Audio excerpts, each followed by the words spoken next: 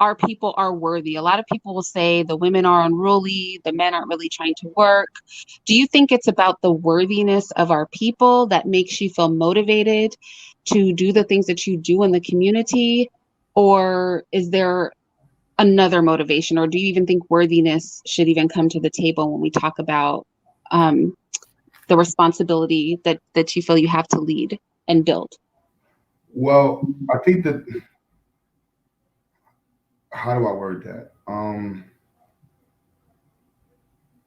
Early on, I was introduced to like the 5 percenters in the Nation in Islam, and some of the teachings was always that. Even my father used to tell me that, like the deaf, blind, and dumb. 85% of the people are pretty much dumb. You know, they're just dumb. They're underneath the hand of the white man, and they see everything through the white man's eyes, and they're just deaf, blind, and dumb. So that percentage was always in my mind.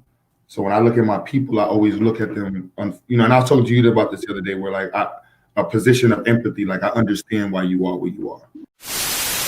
When you encountered women who didn't respect your desire to build, you just moved on. That did not stop you from pursuing what you had already decided you were going to pursue. Is that what you're saying? That has to be ingrained in you. But there is a Wait. It has to be ingrained in you? Like that has to be a natural quality that you have, something that comes from inside? Is that what you're saying? yes. So it's a balance between, if I'm understanding you correctly, number one, you have to be self-motivated and have a vision of your own. Number two, knowing when to cut people off when they cannot add to that vision. And then number three, aligning yourself with people once you've been on the move, right? Who can help support what you're doing. 100,000%. And you should know what you want to do. I think a lot of us Black men, we are, and I don't want to say this, but we have to be real. We carry an inferiority in our minds. To me, women are like the most basic and most natural form of motivation. So I've seen dudes who are like bums turn their whole life around for a woman. I've seen dudes who went from making a little bit of money, got with a woman and made way more money. The world we live in is the Walking Dead. Shit can go up shit street real quick. And if you can't defend yourself and be on your square, you're not a man. That's just what it is. But if the men, what can't be solved, peacefully has to be solved with violence, how do you handle the women? It's natural. It's literally natural. Like in my perception, we're out of order. And so it's really hard to say nobody's handling the women in the Black community. The women are handling themselves. Mm. We meet in the middle right now. There's nobody, it's completely out of order.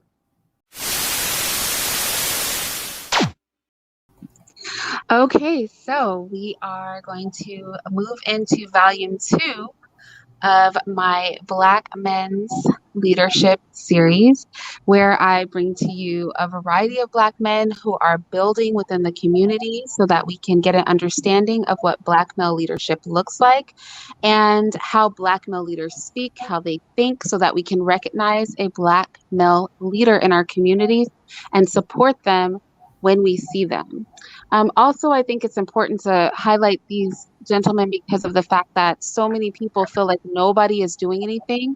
And that can happen when you're not exposed to people that are doing and building in the community. So I hope by the end of this series, we can feel encouraged, and we also can filter through the noise of people who are naysayers or who present themselves as potential leaders, but are maybe not really with that.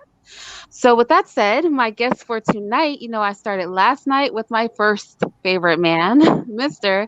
And now we're going to go to my second favorite man, which is Q Butter. You guys, many of you will know that he is the founder of the Ziyex Institute. He's also the founder of Ziyex the Movement, which incorporates a plethora of targeted approaches that are meant to impact the community. And I just want to go through those very quickly. And I'm going to let him really speak to it as I question him. But to break it down, his emphasis and the things that he really wants to attack within the community are education, And he's doing that through the Zayek Institute. Um, make sure mods in the chat, and also if you look into my description box on any of my videos, you will see a link to either enroll or donate to the Zayek Institute. The second point is business and financial literacy for our people, politics and legislation, media and entertainment, technology, environment, safety, health, family planning, culture, and also our defense. And so I'm looking forward to this conversation. I'm excited. So let's start with the same place I want to start with every gentleman that I bring up here. When we talk about leadership, you've built a lot of things, right? And you continue to build and work in the community. I'm curious what motivated you. Was that something that was internal, or was it something that, you got into because of an incentive of some kind? I would say my mother told me a long time ago that I could either be a good leader or a bad leader, but you will be a leader. And so that pretty much, was one of my earliest challenges in life, was to choose what type of leader I wanted to be. I got into a lot of trouble when I was in high school. I graduated on Rikers Island, and that was the beginning of my decisions. I would say, like, I need to become a leader who's able to help my people make decisions that are effective for the future of their life.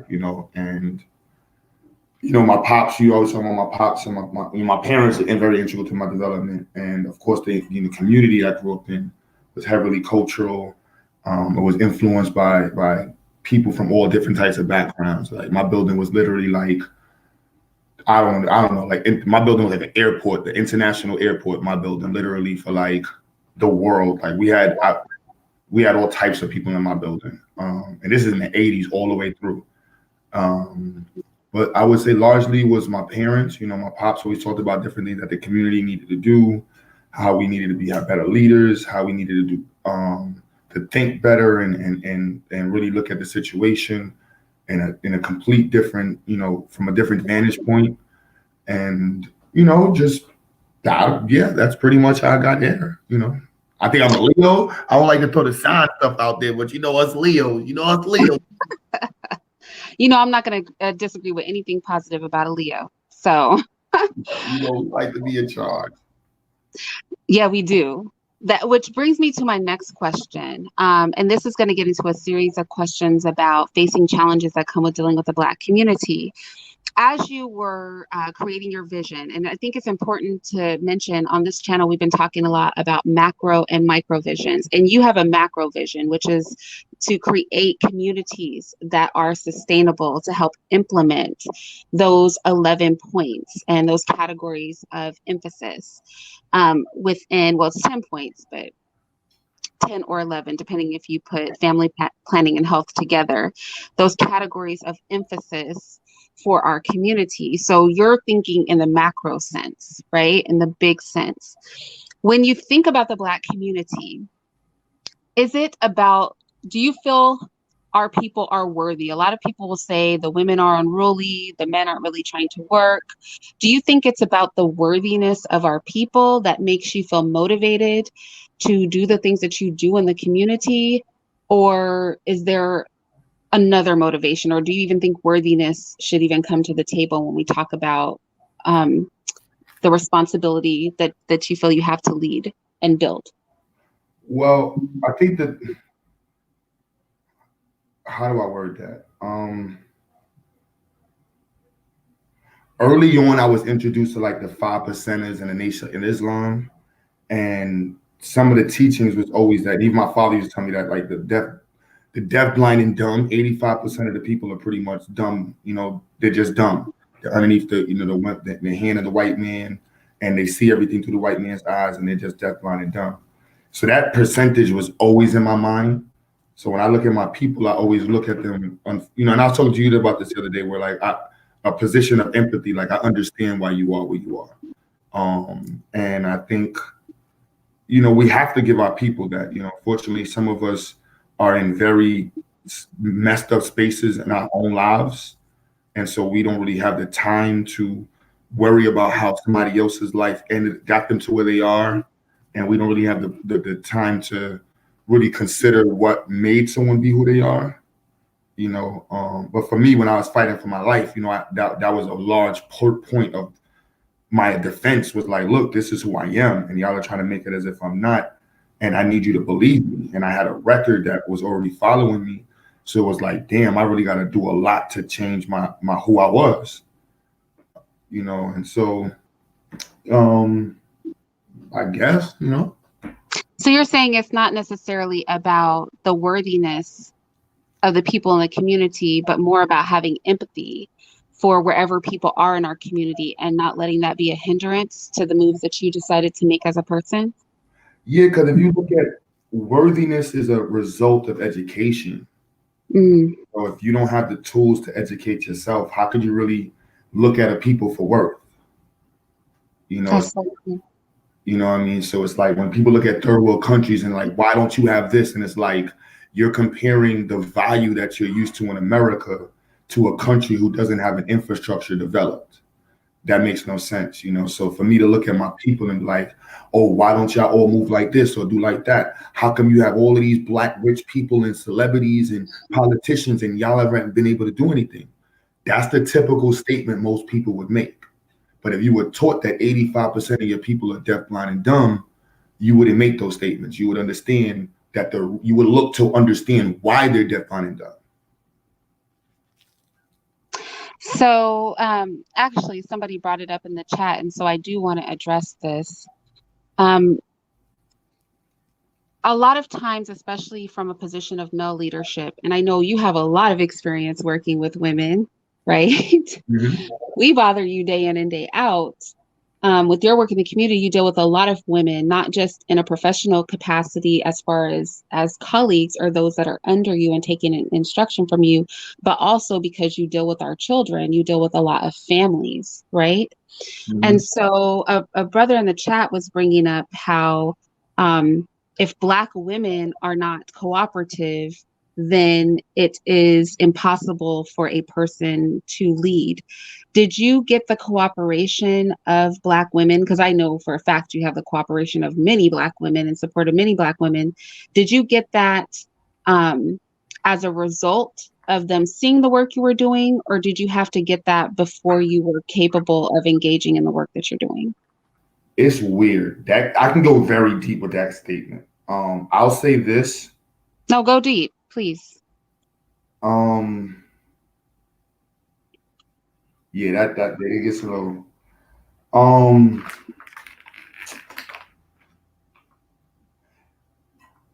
for dreaming college, dropout with a music studio, trying to make it with a studio, being pro-Black, you're really not that much of a catch for professional Black women. And that was my experience. And it didn't, everything changed kind of when I really wanted to go on really pro-Black community. My queen and I, we didn't plan to be together. She had children. She was already we were just like, look, we just want to enjoy each other. We're not trying to have kids. She was divorced. I was just like, I'm trying to get my life together. Like I'm in and out of housing court. My credit is messed up. And I was dating a doctor. And she looked at Zyx like it was a joke. Almost all of my girlfriends looked at Zyx like a joke, except for Marsha. So when Kevin Samuels says that, don't mess with women with kids, it's very, I don't, yeah, Marsha and I, we can have a long conversation with that because it gets deep. And I don't agree with that. I think people's value is based off of what they do for you and what y'all can do together. I've seen people come from really well-off backgrounds and relationships and destroy each other. And I've seen people who were completely piss poor, messed up, and stuck it out in a relationship and bought a house, got themselves together, put their kids through college, so. So when we talk about, I'm sorry.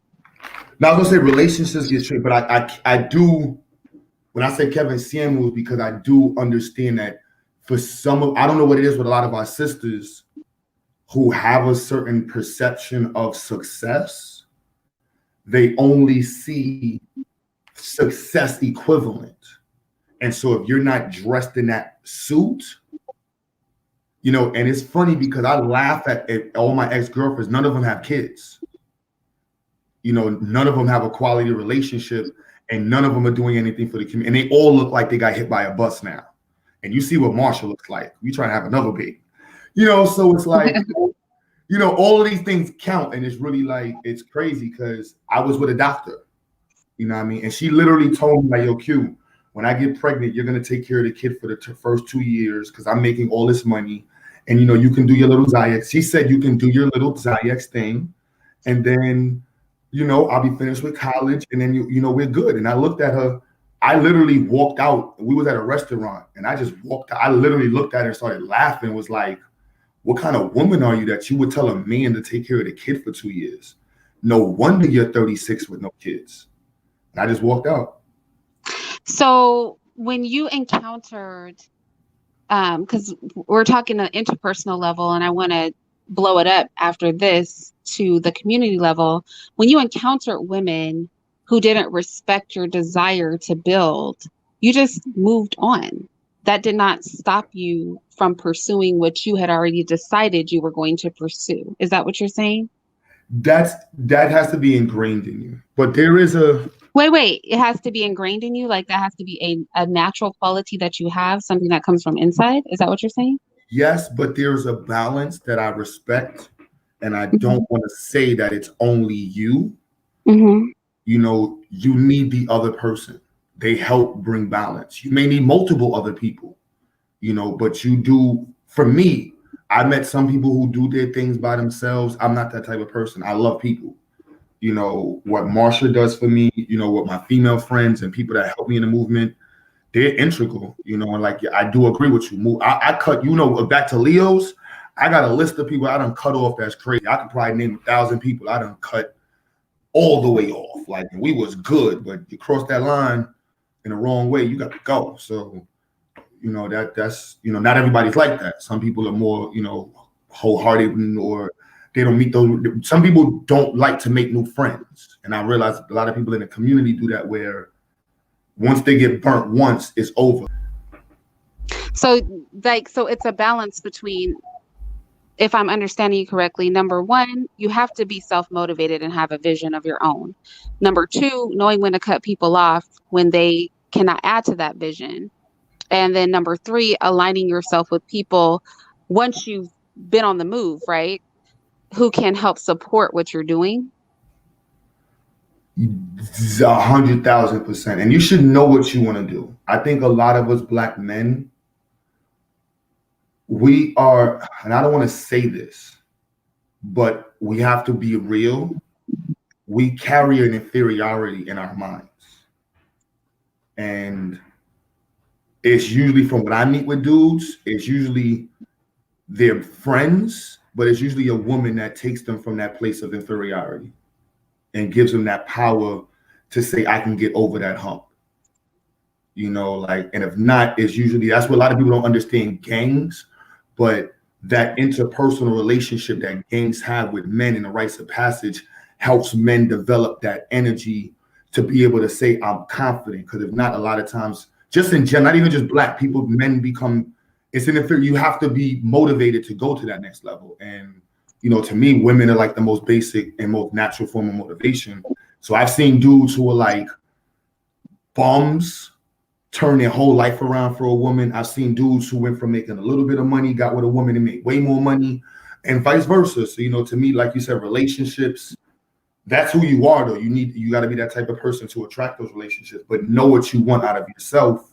But that's a learning lesson that you're always going through. You're always going to discover what you may want or what you may need, or how you may like what you want, or how you may want what you like, or, whatever, however you want to word it. I feel that. Can you talk about, because again, you're dealing with a lot of families. There's somewhere around 200 children at the Institute. You got 2 buildings. You're dealing with a lot of personalities, women, men, and everybody is not always going to have the best attitude. Everybody's not going to always be cooperative. How do you navigate that management of people and the varying emotions and people who may not be cooperative or who may be problematic? How do you resolve those things? Do you just kind of fold over and say, "Oh, I'm not going to do this anymore. You guys are giving me too much grief," or how do you work through those things? What's your strategy? Empathy, understand where somebody's coming from. It depends on which business you're talking about. The world we live in is the Walking Dead. Shit can go to shit street real quick. And if you can't defend yourself and be on your square, you're not a man. That's just what it is. And I feel like everything I've been through really brought me to this space to really look at our community. Like a lot of us brothers, our brothers have removed that man from them and to take on this white perception of leadership where it's all pretty and clean and polished and we don't argue, we don't act dysfunctional, we don't I'm with all the shits. Like at the end of the day, it's like sometimes you got to get punched in the mouth. And I think a lot of look at hockey, it's crazy. I just read this in hockey. Hockey states that they will always let the hockey players fight because it keeps less bullshit from happening in the league. And so when I think about male leadership, it's like, yo, a lot of shit wouldn't go the way it does in the community if dudes got punched in the mouth. You know? Yeah, I do. I think coercive force is very effectual and it also is necessary, especially among men. But if the men, what can't be solved, peacefully has to be solved with violence, how do you handle the women? It's natural. It's literally natural. Like we're out of, in my perception, we're out of order. And so it's really hard to say nobody's handling the women in the Black community. The women are handling themselves. Mm. We meet in the middle right now. There's nobody, it's completely out of order.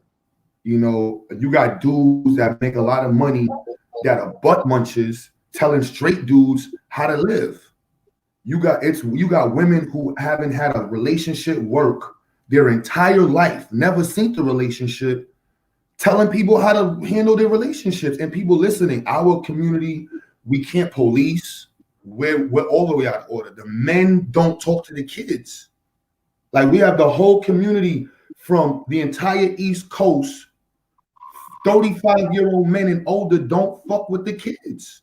So the streets is ran by 22-year-olds right now who they call big homies. Big homies is 22, 23. My man in the chat is an official big homie. He's trying to be with the kids. But most the street big homies is 23, 24, 26, completely separated from 40-year-olds.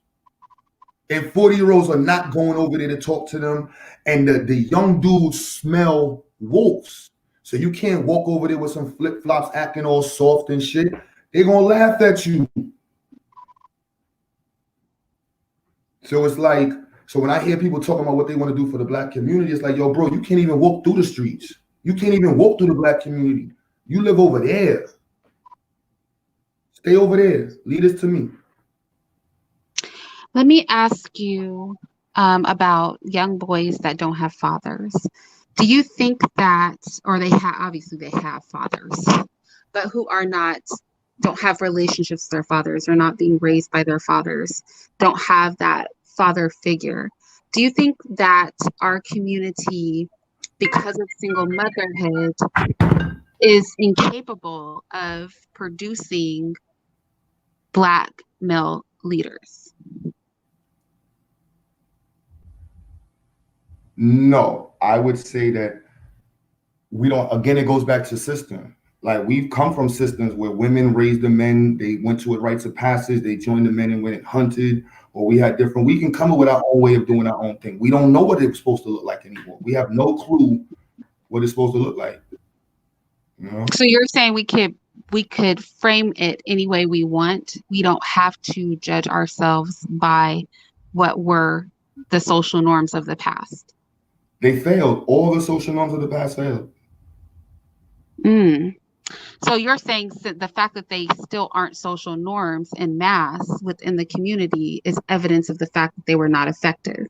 Mhm. Okay. So That's then, and that's one of the challenges with the community to understand inference of data. But I'm like, look, it's clearly not working. Clearly, inclusionary tactics did not work.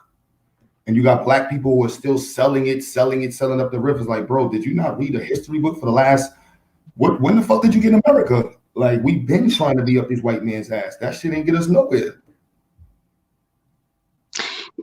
the last thing I really want to ask you about, and then if you guys have questions, you guys can ask your questions probably for like the last 15 minutes, if you don't mind, Brother Q. You know what I'm But saying? my last question is about not seeing our culture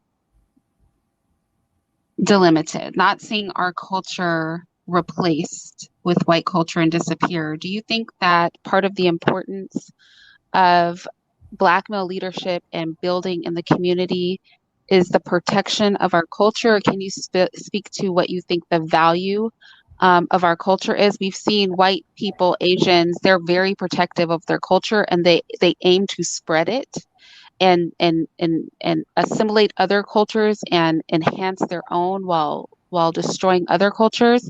I feel like in the Black community we don't have that same cultural value. Have you thought about that as you're building the protection and passing down of our culture? Well, that's what I was taught. 85% of us were, our minds are impregnated by white people. 10% of us are there to make money off of the knowledge they have. 5% of us is going to be here. Like, I always be a 5%er. That's just the statistics. And so 5% of us are going to be here to do the work. And our job is to wake up the 85%.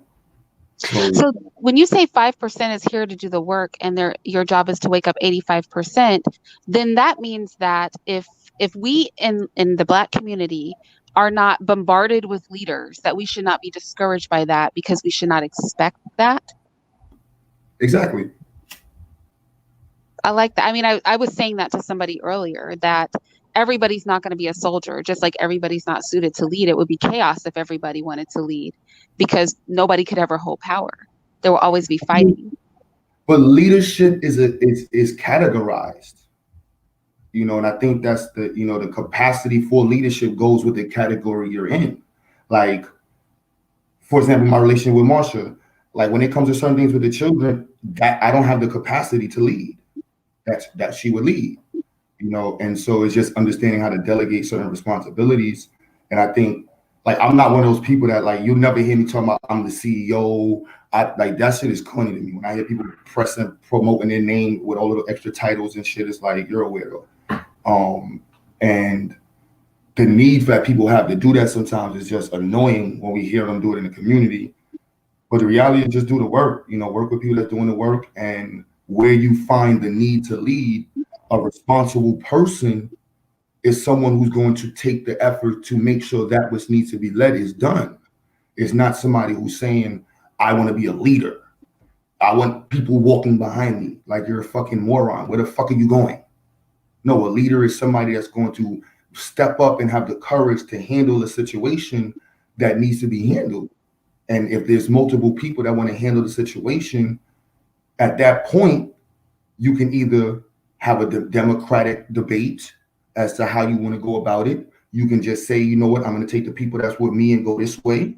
And to me, that's when I teach social studies, that to me is how it happened. That's how we ended up with people saying, I'm leaving y'all. I don't fuck with you. I don't want to kill you. I'm just leaving. I'm going to take the people that feel like they want to be with me, and we're just going to walk up the fucking river until we find another spot to call home.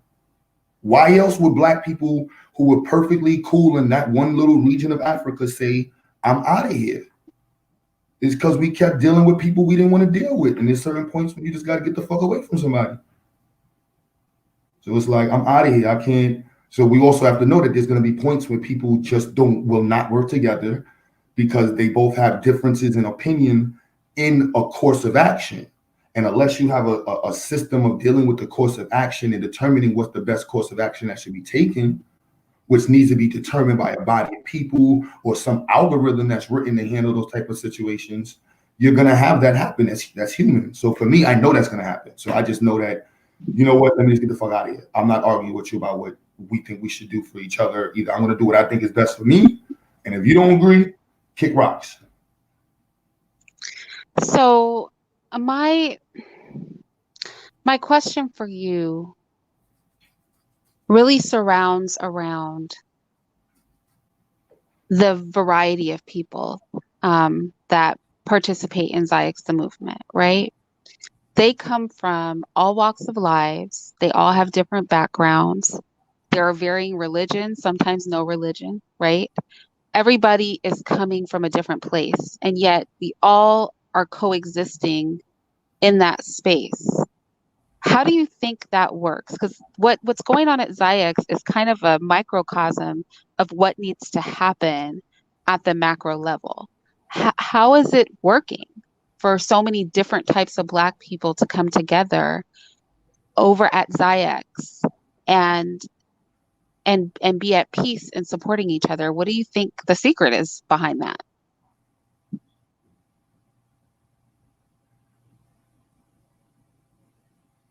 Opportunity. Can you explain that?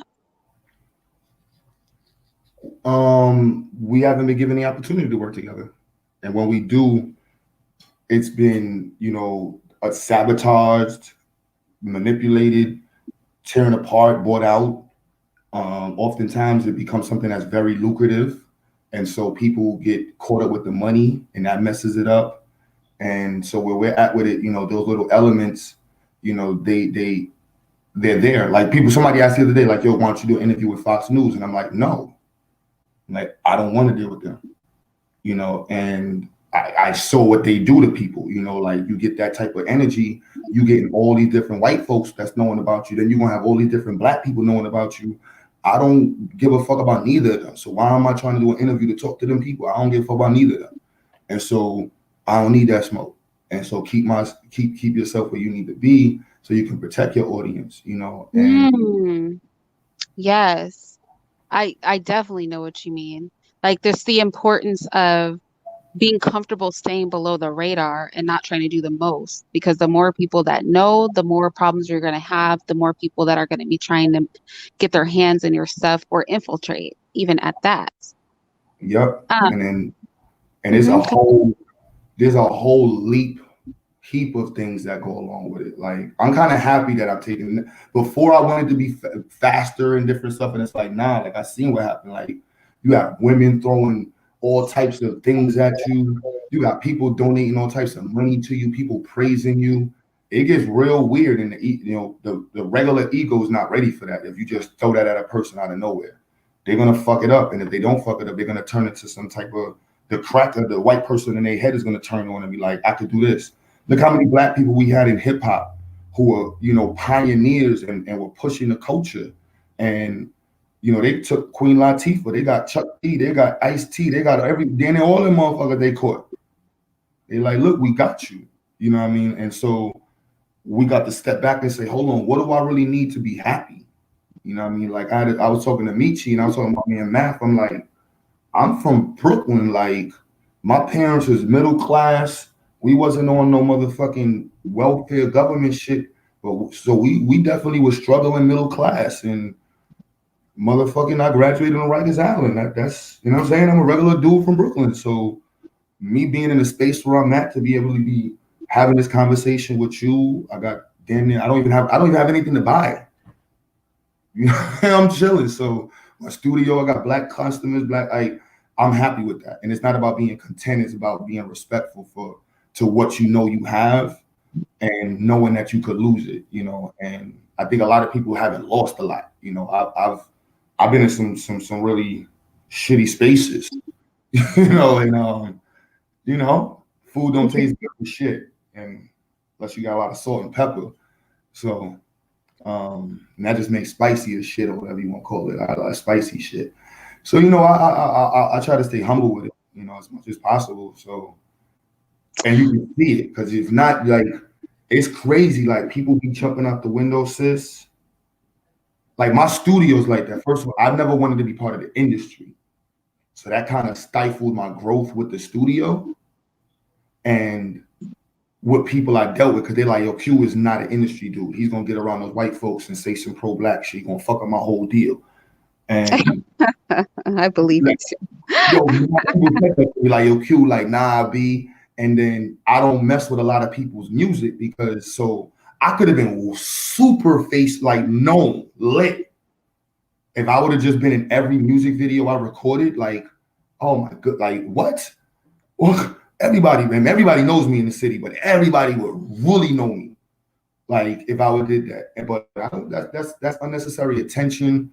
You gonna have people trying to rob your studio. I mean, mad dudes that have studios, and it's like, why you buying super gold chains and you pussy?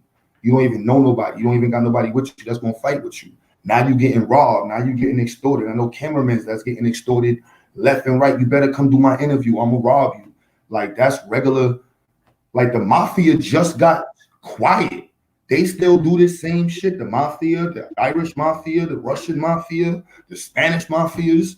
This is the world we live in. The white mafia runs the government and shit. But this is the world we live in. So I just see it for what it is. So it's like we got to move accordingly. So if you around, like I don't like people invite me to certain government events, and I tell them no because I'm like, look, I'm not gonna not talk.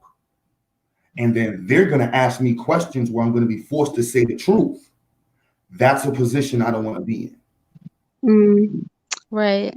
So why And I invite? know that you're definitely even funny about Black wealth, because I know I've said to you like, oh, I'd like to, you know, put together something for fundraising among like our circle, and you're like, I don't know. I don't know if I want that. So I totally understand. I totally understand the idea of not wanting to have to be fake or wearing the mask. You know, like Paul Dunbar said, we wear the mask. You don't want to have to wear the mask that grins and lies. You just want to keep it real 100% of the time. And that has to be respected. um, I want to ask you, well, Carl has a question, and thank you for the super chat, Carl. However, you guys see in the chat, and those of you who listen on the playback, you can see that there is in the chat the enroll and donation links for Ziyex. So moving forward, if I ever bring somebody up and they have something they're building in the community, their donation links will be in the chat. And so make sure that instead of super chatting me, that you guys donate directly to the organizations. But I do appreciate it nonetheless. But just so you guys know, on the playback and those in the chat, I would prefer that you direct your links over to the Institute. I mean, direct your donations over to the Institute. But Carl asked, and this is a little bit off topic, but he asked, how do we define what Black culture is, or are there multiple Black cultures in the United States? I'm going to go with a real quick answer, and then I'll let Q answer. I think there are unifying traits among the culture of the diaspora across the board, and I think there are nuances depending on regional areas or countries that Black people may be in. But there's a unifying thread in our culture, and that is easily demonstrated. There's like a baseline for Black culture that is, I think, uniform throughout the diaspora. What are your thoughts, Q? I think that's a great question. In the sense of servicing, again, goes back to you lead in the category you're in. So if you don't know who you're supposed to be leading, that's it. Like really, that's a good question. Like I told you, I'm not here to unify everybody. I'm not gonna say I don't give a fuck about unity, but that's not realistic to me. You know, so looking at the platform for all the different Black people that's around, that's to me a really positive question. So Black culture for me is in tune and intertwined with the understanding of what we went through in America. And that's why that question is so important for me, for what Ms. Irene and I are working on as the Black Political Thought class, because if you don't understand what Black culture is and how Black culture in America is largely a response to the allowances that were given to us by whites, and then understanding the history of those allowances and takebacks and privileges and scoldings, then you would see the course to which you should travel. And you would also infer based off of those consistent historical events that showed a pattern of or pathology of treatment. And so for me, Black culture goes all the way back to saying we were brought here. The indigenous people here were murdered who looked like us and largely mixed with the Spanish. And then through the development of what became the concept of Black in the Americas, leadership was developed differently based off the colonies that the Black people were found in. And that's also what led to the different pathologies that developed in the diaspora, where I agree with you that there is some. However, the alignment only comes to those who have that knowledge and who understand that there is a connection amongst those who were in different parts of the diaspora. So when he says Black culture, for me, that's a Pan-Africanistic view. But for somebody who doesn't have knowledge of history to that extent of a colonization and assimilation, they may say, you know what? My view is that Black culture is only what's in Black America. And I also understand that view as well, and it's something that we have to just, be able to differentiate clearly with our argument. Like when I tell people Kamala Harris isn't Black, I'm like, look, she's not any of those pieces. Which one you want to play? She's not a diasporic African. And what extent? I mean, even down to, the father in Africa disowns her. And I mean, in Jamaica, and he's barely, that's an arguable position. He, and it's like, whatever. And then that goes back to your alignment to your actions need to be aligned with the understanding that we from what we went through in history. So if you know that these white folks have a history of poisoning, harming, and endangering Black babies, you would know that they should not be involved with the decision making of Black babies. If you know that white folks have a history of not knowing themselves, and within just the last 30 years, their own dietary measures have tripled or have completely flipped on his back, is proof in of itself to say, you don't know what the fuck you're talking about. So you thought 20 years ago that eating these foods was good. And you told me that these doctors knew what the fuck they were talking about. Now, 20 years later, you tell me, damn, everything on the food pyramid was wrong. Oh my! So they're messy for that. What you said? So they're messy for that. But we're messier for not inferring, and for us to live in a society where inference is everything, yet we don't take the inferences that are being blatantly made to us. Then when we superimpose that on the leaders, for me, I have to look at the history of these white folks and its blatant conspiracy against our ability to grow, their blatant desire to see us be in a bottom position, their blatant hands and everything. Then I look at what they're blatantly doing to themselves and how retarded they are. That gives me enough room to say, all right, these are the type of decisions I should be making. Oh, Q, why wouldn't you want to work with the white system in any way with your These are the reasons why. Any other, I can give you 20 reasons. And without even looking at it, just freestyling.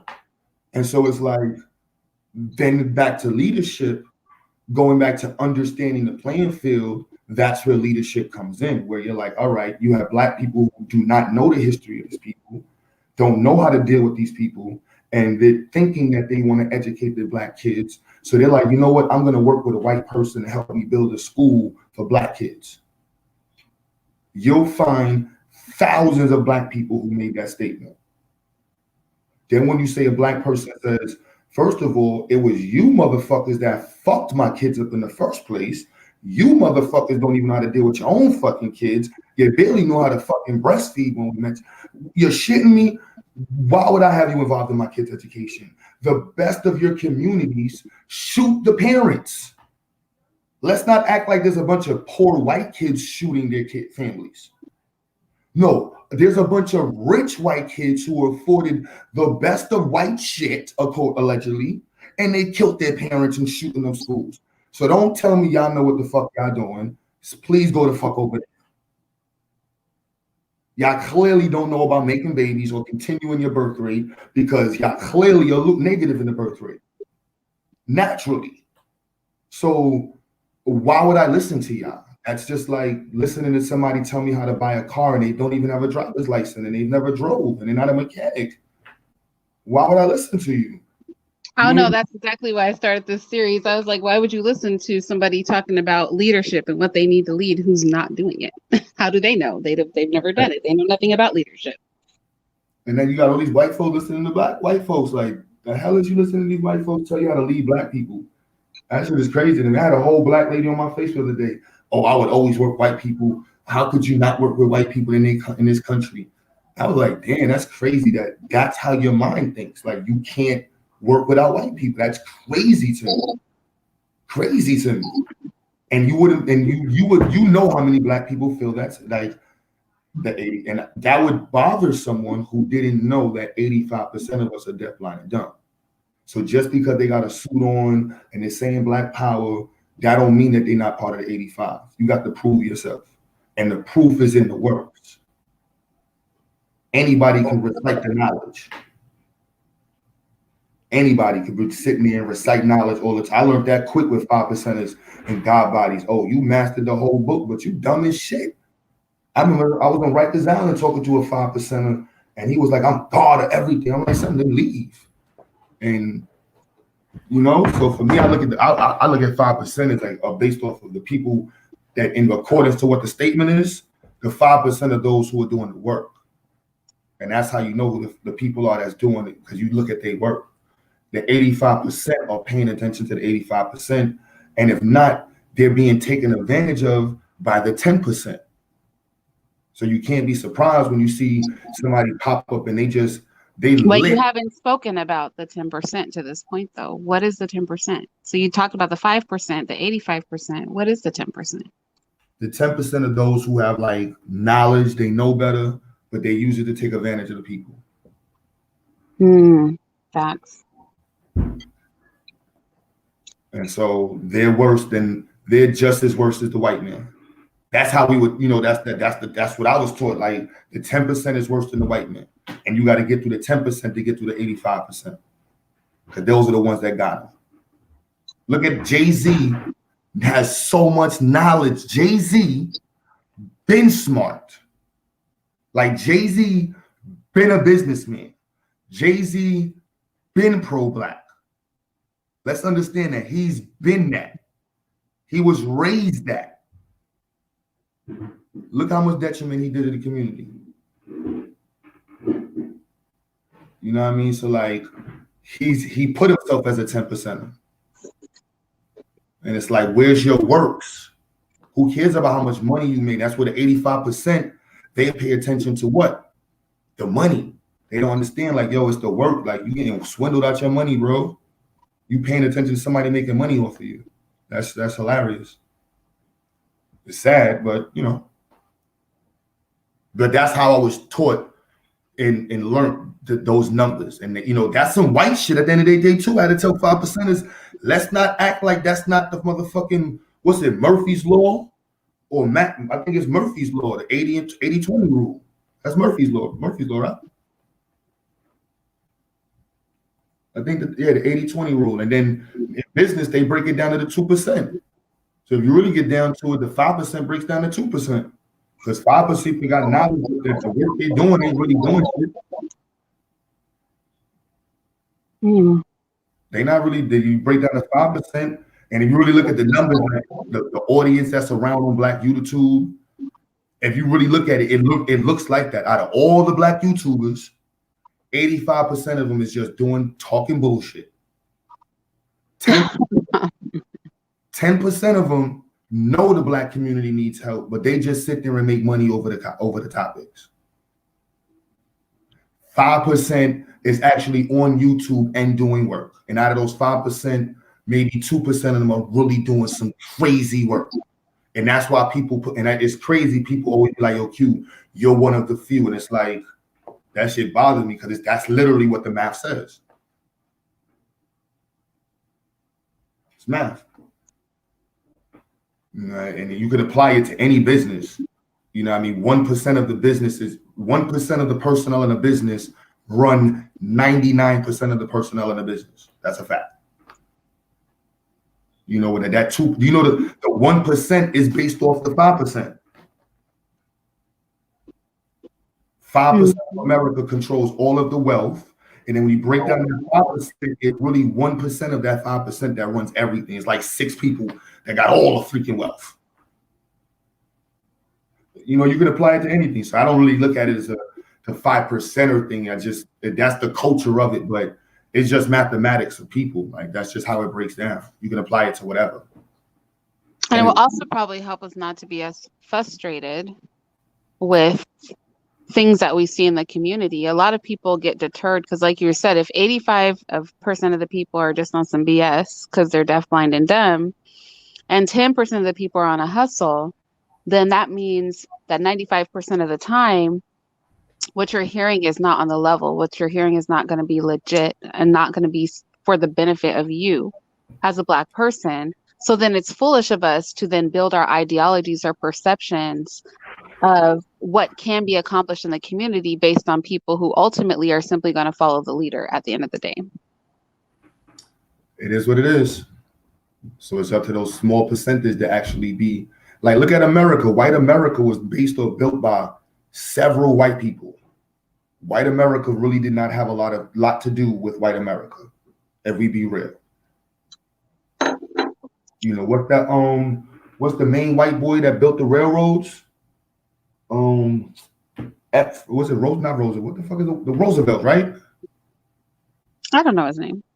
One I the don't know. white boy that built the railroads. He paid, I think, with FDR that paid for the black colleges. He built the railroads. He connected the country. Like, you know what I mean? Like, yeah. What was the other dude? Freaking Westinghouse. Like these, you know, with Carnegie's, Vanderbilt's. Like these people. It wasn't a whole white America that did this shit. It was like very small pockets. And so for me, I look at it like those small people though put on for white. So for me, I look at it like we got to put on for black. Like it's not so much about always waking up or unifying the 85. It's about putting the 85 in a position where it works better for them. Wow, I'm so glad you said that. Like, Rockefeller. using that analogy, like, you know, that percent of Black people that's working, that's your job is to build for the rest of the community, like no community. And I think that I'm so glad you said that because I think we have the expectation that the majority of the community has to show up to the table to do the maximum effort. And that's just not how things work. It just takes a few determined people, and everybody's going to really just slide in to their position behind whoever's leading.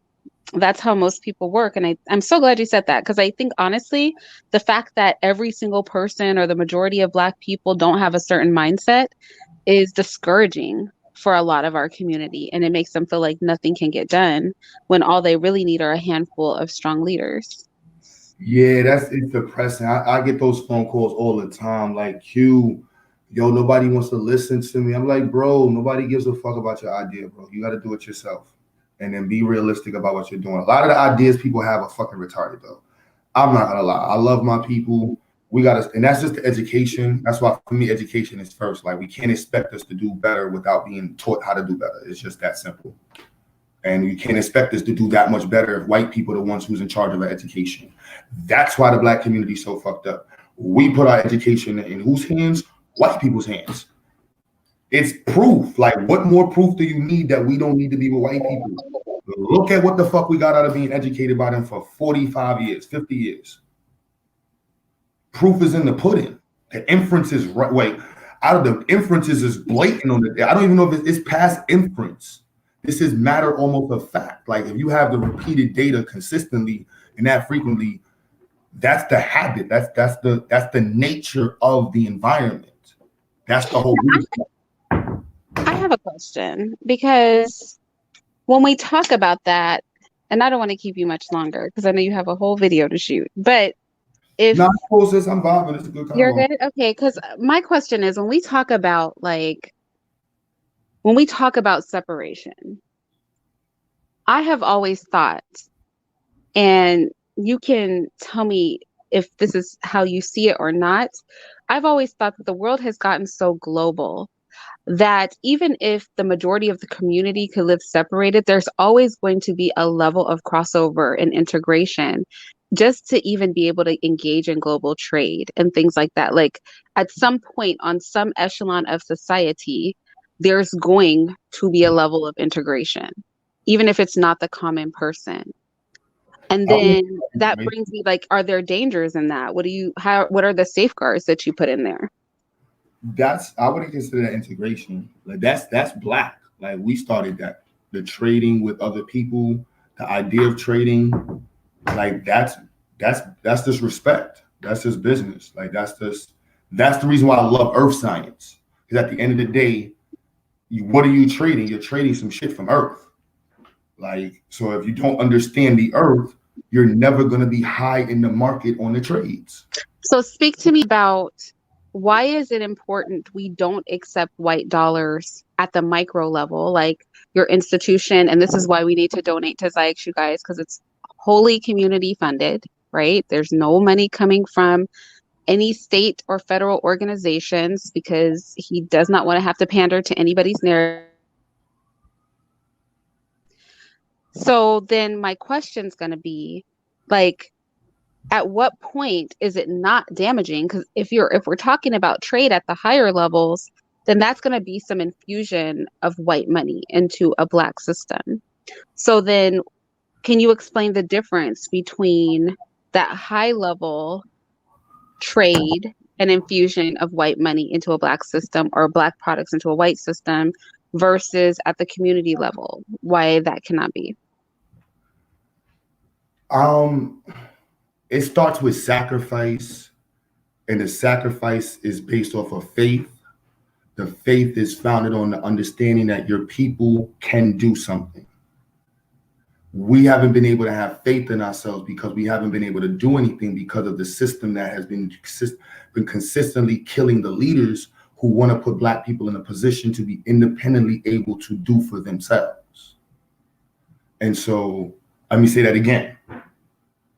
In order for us to do for ourselves and be able to be ranking, we have to have knowledge. In order to have that knowledge, we have to be educated. Once you are educated with a form of knowledge, you are now able to produce. You now put yourself in a position of power. This goes back to understanding the history of white supremacy and white politics. Their position of power is predicated upon the maintenance and the usage of black lands. So as Wait, long as, huh? so I just want to make sure I'm following you. So you're saying that essentially at the community level, especially when we have not built to that large scale, that it's really important that those things be done with no involvement, no money, no interaction with white people, so that when we build when we build up to that larger macro scale, we will have set a strong foundation and everything that is at the macro level is just going to be set there to provide for, protect, and ensure that those smaller institutions remain like established Well, in the let's community. it's community and country. Because if you look at most of our countries that we have, the countries themselves do not possess the knowledge to properly cultivate and profit from their lands. And so, in order for them to make money or even develop their own currency, they have to bring in other people with the knowledge on how to turn their property and money, their resources into money. And this is why the Chinese are swaying everybody because they have the knowledge. The Germans washed everybody because they was like, look, we're smarter than everybody. They invested in knowledge. The Jew, I got into a debate with somebody and I was like, yo, You have no understanding of society. Knowledge is wealth. Without knowledge, you are nothing. And that is that is what makes us human. The ability to manipulate and use the resources on our land is knowledge. And without that, there is no sustainability. You will always be under someone else. And we were not in that space. And now to be in a space where we want to have sustainability, truly, we have to have knowledge. These white folks know that. And then, in order for us to put ourselves in a position where we can really understand what we need to know, we have to do it by ourselves. And that's not about anything but responsibilities. I don't see it in the sense where it's like integration. I don't even see integration. Integration is for people who are not responsible for themselves.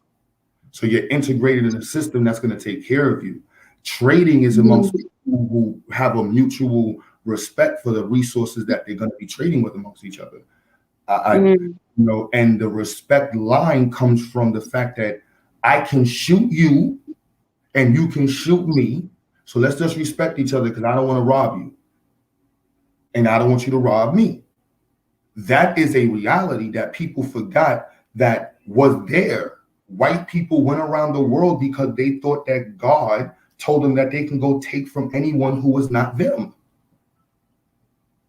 And the resources that they have that's giving them the power to maintain, that's putting them in a position of power, is based off of the lands that they took from Black people. So for Black people that want to be leaders and want to see Black people in a position of power, we need to be able to sustain ourselves. But in order to sustain ourselves, we know that the governments and all these people are going to look at us as an issue because they need us to sustain us. But they dropped the ball. I can get a little deeper with it, but to me, they dropped the ball in the 80s. They made another gamble. White people have been dropping the ball all left and right. And I see it blatantly, like they dropping the ball, like they really fucking up. China sees it more than anybody. So if you look at, you add in discipline. So you have to put knowledge in there. Knowledge and discipline go together with sacrifice. So if the children in the community don't understand that the sacrifice that you have to put in regards of what your livelihood, so that way your nation and your people is stronger as a whole, you won't be able to develop the fabric of sustainability. And so for me, that's what I see in China, where they're like, look, we're going to invest everything into our education. And we're not going to look at white people's education. We're looking at real education, real knowledge. And we're going to make sure that we have more people that are smarter than anywhere else. And with numbers like that, you can produce at a greater capacity. It's just a matter of time. And China knew that. White people were stupid and they were chasing their gay shit in the 80s and not paying attention. And they were making fun of Chinese people in the 80s. I remember they made blatant fun of Chinese people. And Chinese gambled and they had faith in themselves because they knew that over time, knowledge over time and work equals product. That's just what it is. Like once you have the knowledge and you work it, you will produce something. China is that. We don't have the knowledge, and that's why we're not producing anything in our community. And the white folks know that. And when we had the knowledge, we were producing everything for this country. And they keep plucking that. And so to bring it back to the leadership and knowing that you have to do it on your own out of respect for responsibility. We need to be responsible for ourselves. So that's what I tell anybody who asks me, why is it Black only? Look, bro, we're trying to take care of ourselves. There's no reason why Black people are still getting educated in America. But why? But if Black women, and this is the argument a lot of Black men say, if Black women are going to be involved in feminism, and if Black women aren't going to show Black men that they're appreciated and that they are going to be obedient, then there's no benefit to them to be responsible for our own. Does that resonate with you, or does that make sense? Or no, that's an experience I don't. Even with the experiences I had, I've always, I don't want to say dominant, but I've always been in that space, like, Why I, don't you want to say dominant? That's not a bad word. just out of respect, I don't want females to feel like that. It's just, I've always had No, that. I mean, our women have to stop getting so touchy about these words. I think that's a positive word. We need more of that. So there's nothing wrong with it. We And can so I use never really, some dominance in the Black community. like, I really don't. Like, you see my whole conversation. I don't, there's nothing about, I brought up that involved, not to say that it involved women, but No, no, I pointed that out earlier. Like you just it just didn't give you like you just didn't seem to see how that was relevant. And I think I just wanted to bring it back to that because this is not just for the men to hear other men that they can support or build with, but it's really for the women too, who think that the narratives of these men who aren't doing anything, right? Like the 85% on YouTube, right? Who aren't actually doing anything, but have a lot of commentary on what they need to be convinced to do something. I think it's important that the women here, and I really don't expect any man that I bring up here to talk to say anything different. I've never talked to a man that is building and leading who actually really is affected at all or really cares like that. Like it doesn't stop what he's doing.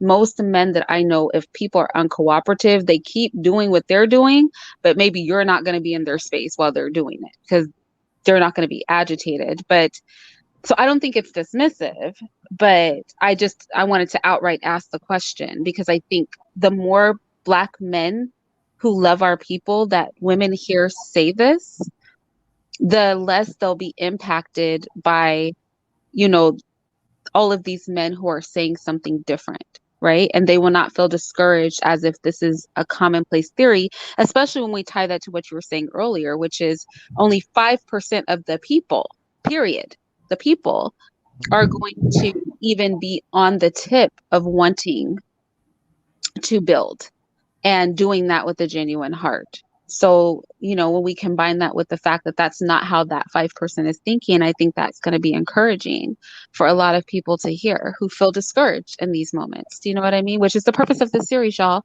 because I don't want you guys to be discouraged. I want you to be encouraged and know that YouTube is not reality. People who do things in the real world, they don't talk, they don't move, they don't think like these people on YouTube who are doing nothing. yo, it's hilarious. I was like, yo, these dudes is crazy. And it's just they in the real world too. You meet them, the politicians, and they got these ideas. Look, yo, Obama had no national plan. That's crazy to me. Like how black people put him and Kamala Harris in office. That's what made me kind of start working on the plan, sis. When I saw that Obama had that plan, you see right there is it's almost sad. Like I'm not gonna get sad. I know 85%, but just to know that plan right there, sis, is there's nothing equivalent from that from any political leader in terms of the black community. It is if I wanted to switch coats and put them and really run for black, I would smoke people's boots with that. Like they have no plan for black people. The shit they say is just like you forget having a plan. You should already be doing it. Like you're running for fucking president. Like they wouldn't enact a white like Trump. They may not like Trump having a political history, but Trump's business and overall history is really sizable enough to say, you know what, I could see it. But that's the type of white people that they say that you got to be in that space. You got to have ran and really did a lot of political stuff. That's crazy. Like you could get the black vote and not have a national plan. Like you don't have even an after school program running in 2 states. Like you barely got anything going, and it's like that's crazy. So for me, I'm going on. I think I'm going. What year is it? Yeah, I turned 40 this year. No, 39. I don't know. I think one of the other 39 and 40. What year? 21. No, I turned 40 this year. So yeah. So definitely going to get most of that plan done. I'm going to my grave sleeping real good. Well, I want to go over before you give your final word to this thing. I just want to go over the plan that he's talking about for those who weren't here in the beginning. And there were 10 categories of emphasis in his plan for the Black community. And the goal of the plan is to create viable and sustainable communities that can facilitate the coordination of the work that we need to get our stuff right as a people, right? And in this plan, there are strategies for education, business and financial literacy, politics and legislation, media and entertainment, technology, environment, safety and health, family planning, culture, and of course, all importantly, the defense, because like you said, at the end of the day, the way that we engage the world depends on whether the world engages us as as people to be dominated, right? Or the world engages us as people who are their equals, is really going to depend on our ability to defend ourselves. And if we can meet might with might, and if it's less valuable to them to fight us than it is for them to leave us alone or cooperate or do trade or whatever it is with us. So, like, as a people, we need to get to a place where we are building, but more importantly, where we get behind people like Brother Q and the other gentlemen that I will be bringing up on this series, where we get behind them and support them. We hyper focus on people who aren't doing anything, and we make them our barometer for what can or cannot be accomplished in the Black community. But I think you brought up such a good point earlier that white people collectively have not built everything for the white community, that it was a handful of white people, and it still is a handful of white people that did the building and maintain control. So we should not expect that the majority of Black men that we meet are going to be on the same page as some of the men that are going to be a part of the series. And that's okay. That's the way it's supposed to be. That should be expected. So nobody should feel any kind of way about it. We need to just focus on those individuals who are doing the work. Do you have like final thoughts or anything, Brother Q? Stay motivated, stay Black, keep pushing forward, movement continues. Thank you for coming up, taking time to come and talk to me. And make sure you guys donate to the Ziax Institute. Feel free to enroll your children if you have little ones. And also be sure now, you guys know, if you saw yesterday, I pulled the video so that I could mash it and put visuals to it. And then I put it back up so that if this video disappears briefly, do not panic. It will just be re-uploaded, but with visuals and stuff in it so that it's a little bit more interesting for you guys.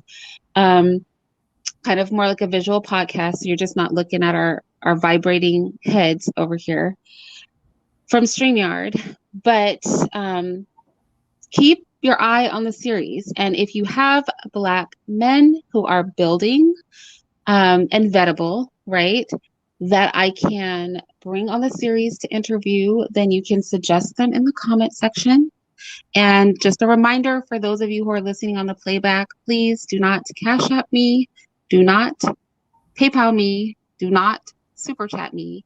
But if you can please make sure that you direct all of your donations from this over to the Ziax Institute. It is in the description box of all of my videos, as well as I believe the mods have been putting it in the chat throughout the interview. And I get out of here. Thank you, Brother Q, again for coming up. Good luck, sis. Thank you. No problem. All right, bye, y'all. I'll talk to you later.